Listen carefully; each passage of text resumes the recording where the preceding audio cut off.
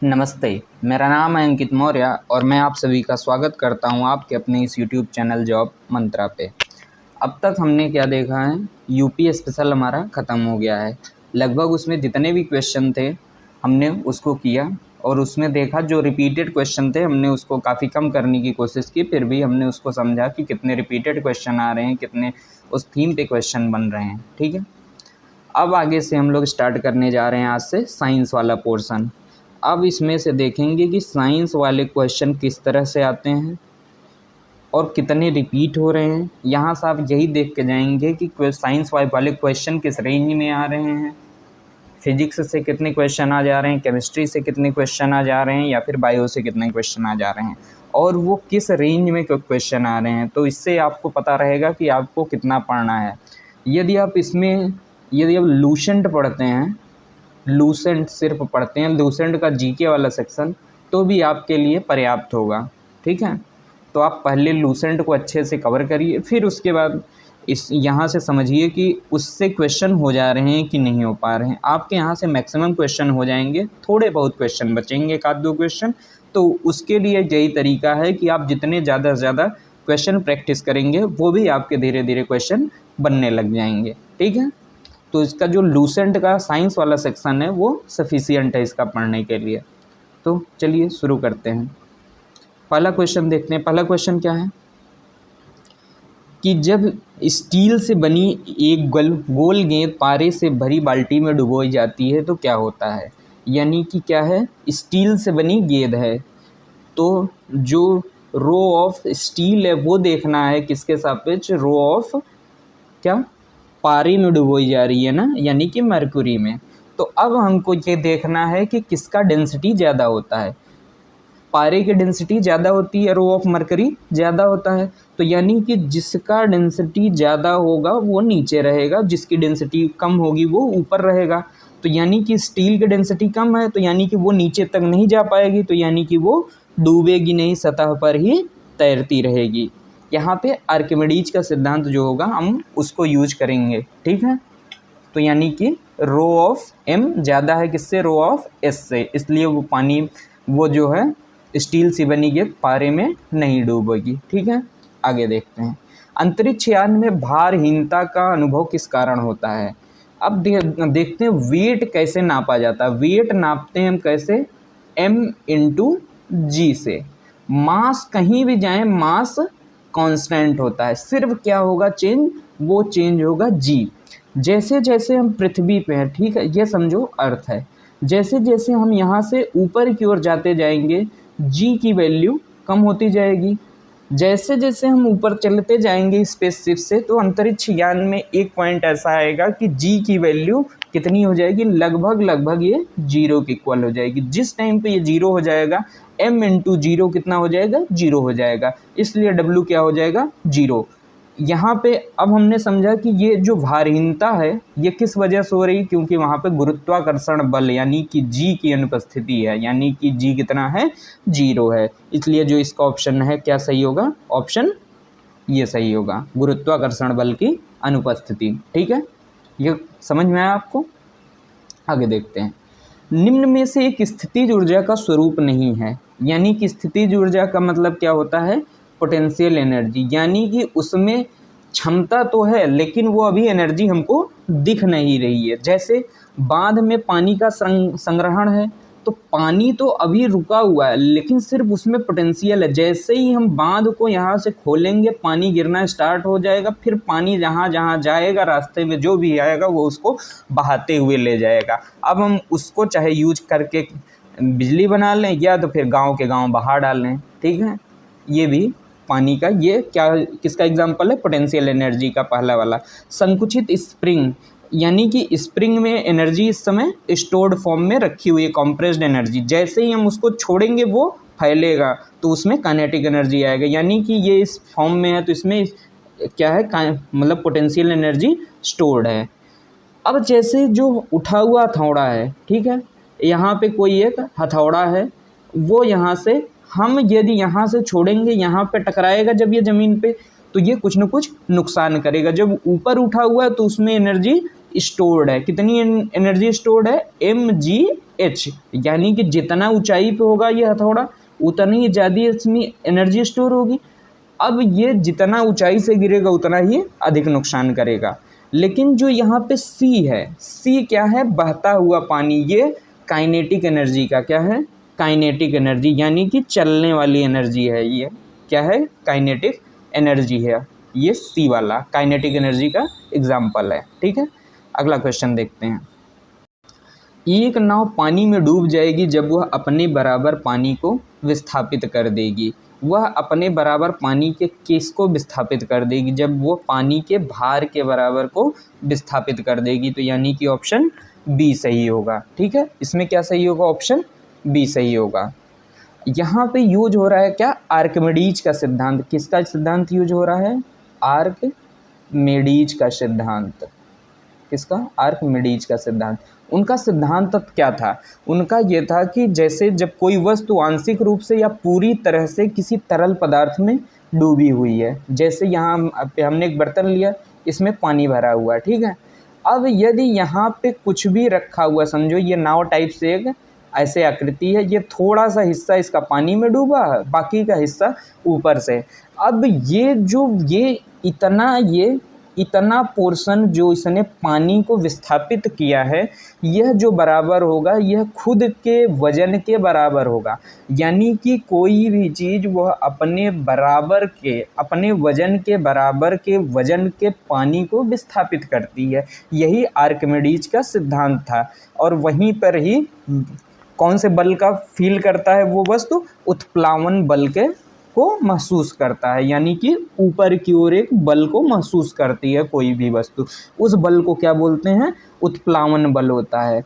और कोई भी वस्तु अपने ही बराबर भाग को विस्थापित करती है। ये किसका सिद्धांत था? यही आर्किमिडीज का सिद्धांत था। इसलिए इसका चौथे का क्या ऑप्शन सही हुआ? ऑप्शन बी सही हुआ। ठीक है। प्रकाशमान तीव्रता यानी ल्यूमिनस इंटेंसिटी हम लोग किससे नापते हैं? ल्यूमिनस इंटेंसिटी हम लोग नापते हैं कैंडेला से। किससे? Option B candela. जो एसआई के 7 बेसिक मात्रक हैं, एसआई यूनिट जो है कितनी है टोटल? 7 है इनके बेसिक। ठीक है, अब उसमें हमको 7 का ध्यान रखना होता है। जैसे लंबाई का मीटर में नापते हैं, द्रव्यमान को किलोग्राम में नापते हैं, समय को सेकंड में नापते हैं, विद्युत धारा को एम्पियर में नापते हैं, उष्मागतिक ताप यानी कि टेम्परेचर को केल्विन में नापते हैं, और पदार्थ की मात्रा को किस में नापते हैं? मोल में नापते हैं। और जो ज्योतिमान तीव्रता होती है, ल्यूमिनस इंटेंसिटी, उसको नापते हैं किसमें? कैंडेला में। तो ये आपको 7 पॉइंट इसमें याद रखने होते हैं कि जो 7 बेसिक यूनिट होती हैं उनको नापने का क्या मात्रक होता है। ठीक है, ये मूल मात्रक होते हैं 7। ठीक है, आगे देखते हैं। साबुन का घोल धुंधला क्यों दिखता है? सोप का जो सॉल्यूशन बनता है वो धुंधला क्यों दिखता है? ठीक है, ये जब पहले ये देखते हैं कि साबुन बनता किससे है। साबुन एक्चुअली में होता है कि जो सोडियम या फिर पोटेशियम, इसका जो कार्बोक्सिलिक एसिड होता है, कार्बोक्सिलिक एसिड यानी कि फैटी एसिड, क्या? फैटी एसिड से ही मिलके बनता है।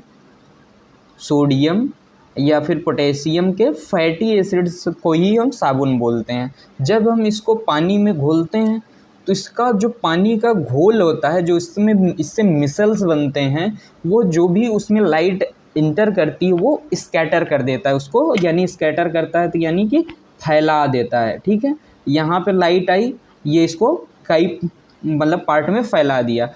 अब यहाँ से एक पैटर्न हमको मिलेगा नहीं, कुछ भी पैटर्न मिल सकता है, इसलिए वो हमको धुंधला दिखाई देता है। तो इसमें ऑप्शन में चेक करेंगे इस तरह के क्या कॉन्सेप्ट यूज हो रहा है।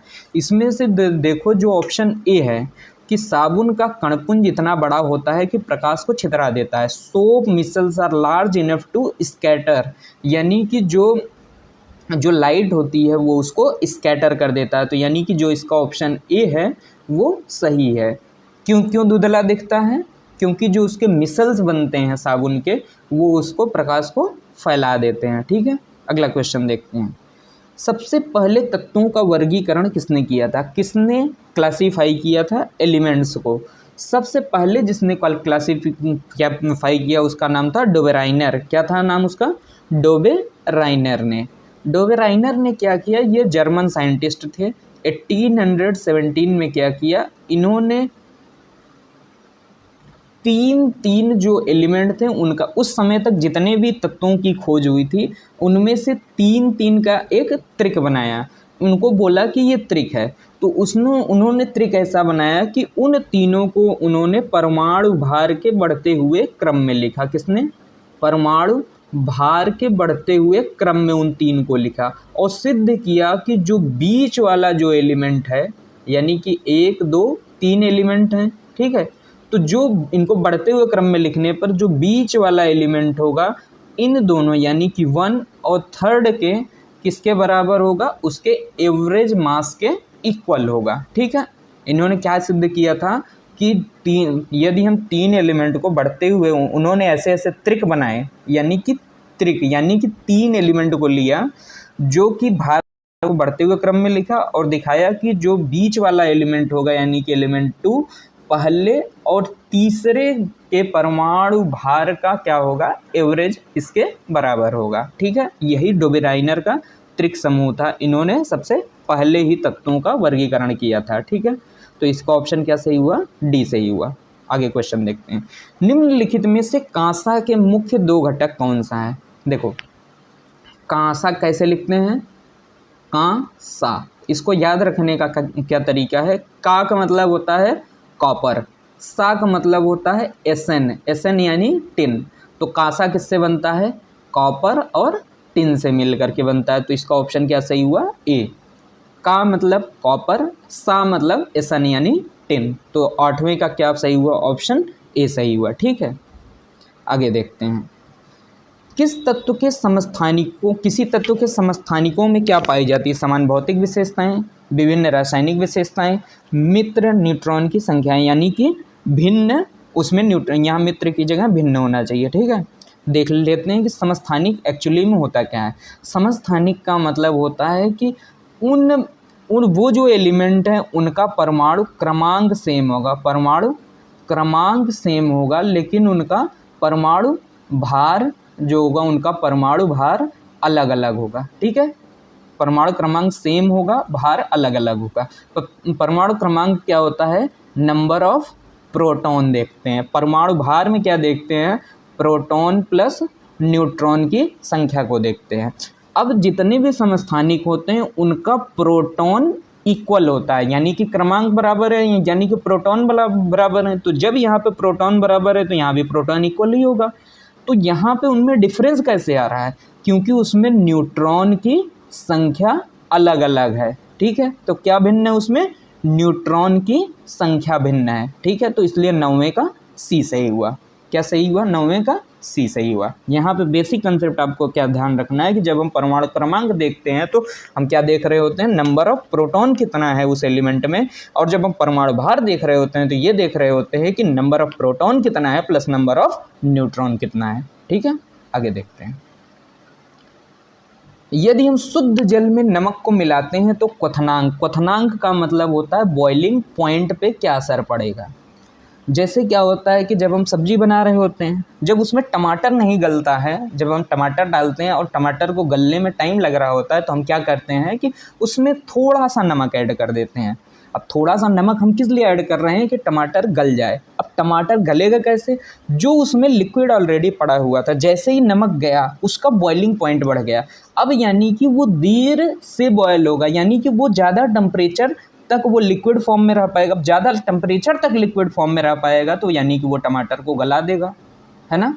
तो यानी कि क्या हो रहा है कि उसका बॉइलिंग पॉइंट बढ़ जाता है, यानी कि क्या हो रहा है, बढ़ जाता है। ठीक है, अब इसको कैसे याद रखोगे, इस टमाटर वाले एग्जाम्पल से, कि जब भी हम बॉइलिंग पॉइंट को बढ़ाना है क्या करते हैं हम लोग, टमाटर ऐड, मतलब कि टमाटर को गलाना क्या ऐड करते हैं, नमक लगा देते हैं, नमक डाल देते हैं। यानी कि नमक का क्या काम कर रहा है, उसके बॉइलिंग पॉइंट को बढ़ा दे रहा है, जो कि टमाटर को गलाने में यूज हो जा रहा है। ठीक है, इसलिए अब आपको ये वाला कंसेप्ट याद रखना है। ठीक है, आगे देखते हैं। व्यक्ति वृत्त जाति वृत्त को दोहराता है, यह संक्षिप्त परिभाषा किसकी है। इसको इंग्लिश में पढ़ के देखते हैं। ओंटोजेनी रिपीट्स पॉलीजेनी। ओंटोजिनी रिपीट्स पॉलीजेनी। ये एक्चुअली में कहना क्या चाह रहा है, जातिवृत्त नियम बायोजेनेटिक लॉ एक आया था, क्या आया था, बायोजेनेटिक लॉ, यानी कि ऑप्शन बी। ये एक्चुअल में कहता क्या है, बायोजेनेटिक लॉ दिया था अर्नेस्ट हैकल ने। उन्होंने कहा था कि जैसे जब कोई भ्रूण होता है, ठीक है, जब कोई भ्रूण से एक बच्चे में पूरा ट्रांसफ़र हो रहा है, स्टार्टिंग में भ्रूण है और जो बच्चा बनता है, ठीक है, इस पूरे प्रोसेस में जितना भी उसका प्रोसेस से होकर के गुजर रहा है, ये जो प्रोसेस होता है, ये जो आज तक, यानी कि हम मनुष्य आज जिस फॉर्म में हैं, हमारा जो आज का वास्तविक मनुष्य है, इस फॉर्म में कब आया, जैसे आज का मनुष्य है, ये किस फॉर्म में आया, लगभग 70,000 साल पहले इस फॉर्म में लगभग आ गया था। तो जो 70,000 साल पहले से आज तक का हमारा विकास हुआ, ये भ्रूण से बच्चा जब बनता है तो ये पूरा विकास की प्रक्रिया, इस भ्रूण से बच्चा बनने की विकास की प्रक्रिया में सेम प्रक्रिया हमको दिख जाती है। यही बात किसने कही थी, अर्नेस्ट हैकल ने। कौन से रूल में कही थी, बायोजेनेटिक लॉ ने। तो वही डेफिनेशन है कि ओंटोजेनी रिपीट्स पॉलीजेनी, ठीक है। तो आप इसको याद रखेंगे। किसने दिया था ये वाला जाति आवृत्त का नियम, किसने दिया था, अर्नेस्ट हैकल ने दिया था। कब दिया था, 1860 में दिया था, 1860 में दिया था, ठीक है। आगे देखते हैं, दूध का पीएच कितना होता है। दूध का पीएच कितना होता है, ये लगभग 6.6 के इक्वल होता है, 6.6 के इक्वल होता है। ये लगभग क्या होता है ना कि ये 6.5 से 6.7 के बीच में ही वेरी करता है, तो हम लगभग इसको मान लेते हैं कि 6.6 होता है।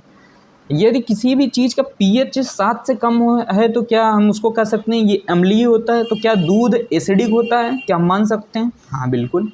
देखो पीएच होता क्या है, पीएच का मतलब होता है power of hydrogen, power of hydrogen, ठीक है, हाइड्रोजन, यानी कि किसी में H+ एलिमेंट कितना है, ये जो H+ आयन है वो कितना है, ये इसी को नापने की इकाई क्या होती है, पीएच, यानी कि उसमें हाइड्रोजन कितना है, यानी कि उसका पावर ऑफ हाइड्रोजन कितना है। जिसमें जितने ज़्यादा हाइड्रोजन H+ आयन होंगे वो उतना ही ज़्यादा एसिडिक होगा। जो पीएच वैल्यू निकालते हैं वो ऐसे निकालते हैं कि यदि वो उसका पीएच 0 से 7 तक आ रहा है तो वो क्या है, एसिड है, क्या है, एसिड है। और 7 से 14 आ रहा है तो क्या है, वो बेस है, ठीक है। और एग्जैक्ट 7 आ जा रहा है तो वो न्यूट्रल है, ठीक है। आगे देखते हैं, आनुवंशिकी के जनक कौन है। आनुवंशिकी के जनक यानी कि फादर ऑफ जेनेटिक्स कौन, किसको कहा जाता है, ग्रेगर जॉन मेंडल को। किसको कहते हैं हम लोग, ग्रेगर जॉन मेंडल को। तो इसका क्या ऑप्शन सही हुआ, ऑप्शन बी सही हुआ, ठीक है। इन्होंने अपना खोज किस पे किया था, अपने एक्सपेरिमेंट को किस पे प्रूव किया था, मटर के पेड़ पर इन्होंने अपने एक्सपेरिमेंट को प्रूव किया था, ठीक है। किसने, ग्रेगर जॉन मेंडल ने। विटामिन ए प्रमुखतया किसमें संग्रहित होता है। विटामिन ए किसमें संग्रहित होता है, ये लीवर में संग्रहित होता है, यानी कि ऑप्शन डी सही है, लीवर में संग्रहित होता है। विटामिन ए का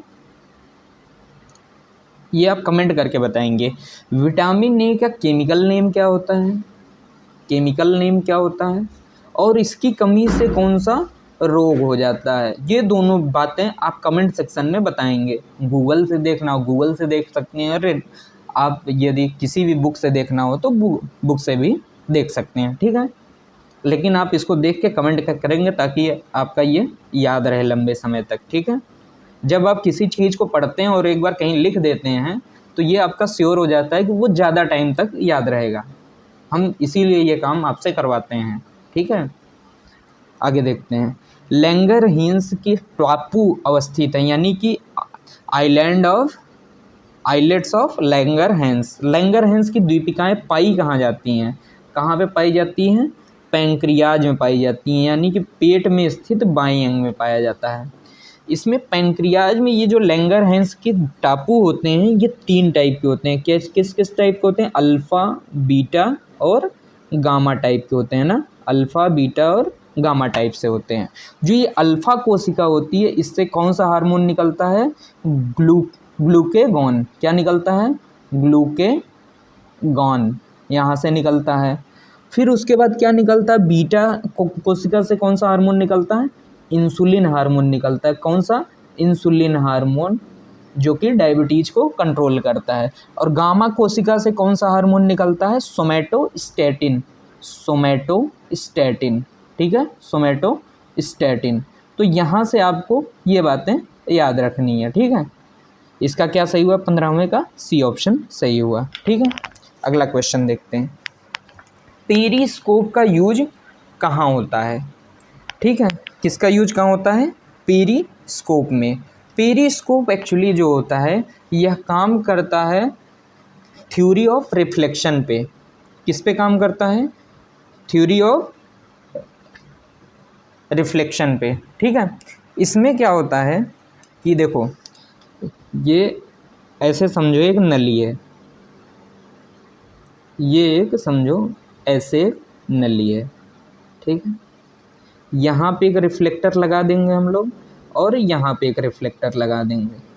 अब समझो कि यहाँ से लाइट यहाँ पे कुछ चीज़ है, ठीक है। इसको देखना है, जबकि हमारी आँख कहाँ पे रहे? यहाँ पे हमारी आँख है, ठीक है। अब हम यहाँ पे चीज़ों को देखता है। अब हमको दिखता कैसे है? किसी भी चीज़ से आने वाली लाइट जब हमारे आँखों पे पड़ती है तभी हम किसी चीज़ को देख पाते हैं। अब यहाँ पे कोई चीज़ है, तो यहाँ से आने वाली लाइट यहाँ पे टकराएगी, यहाँ से टकराने के बाद यहाँ टकराएगी, तो फिर यहाँ से हमारी आँखों में आके दिखने लग जाएगा। ऐसे ही किसका यूज होता है? ये क्या होता है? पेरिस्कोप, इसी को बोलते हैं। अब इसका यूज कहाँ पे करते हैं हम लोग? इस हो गया, युद्धपोत हो गए या क्रूज़र हो गए, जो पानी के नीचे चलते हैं। अब पानी के नीचे जहाज जा रही है, अब पानी के सतह पर क्या हलचल हो रही है, क्या हो रहा है, कहाँ से कौन सी मिसाइल आ रही है, क्या आ रहा है, तो वहाँ पे हम लोग इसको ही यूज करते हैं। किसका? पेरिस्कोप के, कि ताकि सतह पर क्या हलचल हो रही है हम पानी के नीचे से देख पाएँ। ये हम कहाँ पे यूज करते हैं? बेसिकली पनडुब्बियों में यूज करते हैं। तो ये इसका क्या ऑप्शन सही होगा? ऑप्शन ए सही होगा। समुद्र सतह के ऊपर की वस्तुओं को देखने के लिए यूज करते हैं। कहाँ पे यूज करते हैं? पनडुब्बियों, युद्धपोत, क्रूज़र, इन सब में, ठीक है। आगे देखते हैं। काला अजार किसके कारण होता है? कौन सा रोग? काला अजार रोग किसके कारण होता है? प्रोटोजोआ के कारण होता है। किसको? प्रोटोजोआ। इस प्रोटोजोआ का नाम क्या है? इस प्रोटोजोआ का नाम है लिस्मानिया डोनोवानी। क्या नाम है? लिस्मानिया डोनोवानी की, यानी कि ऑप्शन डी सही है इसका। ऑप्शन डी सही है। और इसके और नाम क्या होते हैं काला अजार के? लिस्मेनियासिस भी बोलते हैं, इसी को ब्लैक फीवर भी बोलते हैं, और इसी को दमदम बुखार बोलते हैं। इसके 3 नाम है। क्या क्या? लिस्मेनियासिस, ब्लैक फीवर और दमदम बुखार, ठीक है। अगला क्वेश्चन देखते हैं। आहार नली का सबसे लंबा भाग कौन सा होता है? यानी कि हमारा आहार नली जो है उसमें सबसे लंबा भाग कौन सा है? Small intestine. कौन सा? स्मॉल इंटेस्टाइन, यानी कि ऑप्शन डी सही है। Sorry, option C, small intestine यानी कि छोटी आंत ना, तो ऑप्शन सी सही है, ठीक है। अब जो छोटी आंत में ही सबसे ज़्यादा पाचन का क्रिया किसमें ही होती है? छोटी आंत में ही होती है, और यह सबसे लंबा भाग होता है। आप कमेंट करके बताएंगे हमारी जो पेट में पाई जाने वाली छोटी आंत है उसकी लंबाई क्या होती है, ठीक है। इसको आप ढूंढ के कमेंट करेंगे। अगला क्वेश्चन देखते हैं। निम्नलिखित में से सबसे अधिक अभिक्रियाशील धातु कौन सी होती है? तो ये जो 4 ऑप्शन दिए हैं, इनमें से सबसे जो अभिक्रियाशील धातु है वो है पोटेशियम। उससे कम है इसमें से क्या? सोडियम। उससे भी जो कम रिएक्टिव है वो है कैल्शियम। उससे भी कम जो रिएक्टिव है वो है मैग्नीशियम। यानी कि इसमें से क्या सही हुआ है? ऑप्शन सी सही हुआ। सबसे ज़्यादा जो अभिक्रियाशील यानी रिएक्टिव मेटल है वो क्या है? पोटेशियम सही है, ठीक है।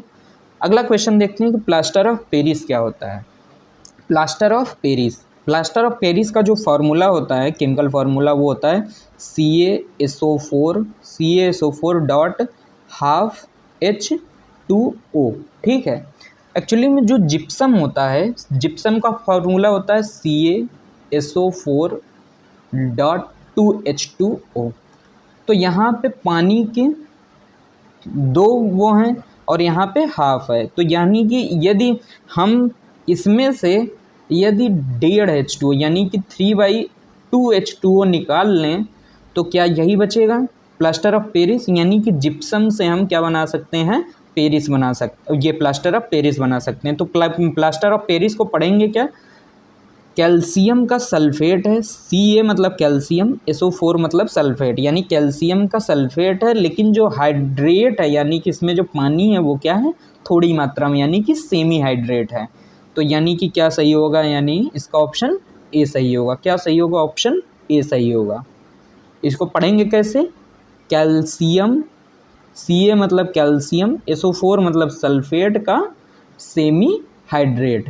ठीक है, आई होप आपको सारे क्वेश्चन अच्छे से समझ में आए होंगे। ठीक है, आपके 20 में से कितने क्वेश्चन सही हुए हैं आप कमेंट करके बताएंगे, बाकी पढ़ते रहिए। ठीक है, चलते हैं, थैंक यू।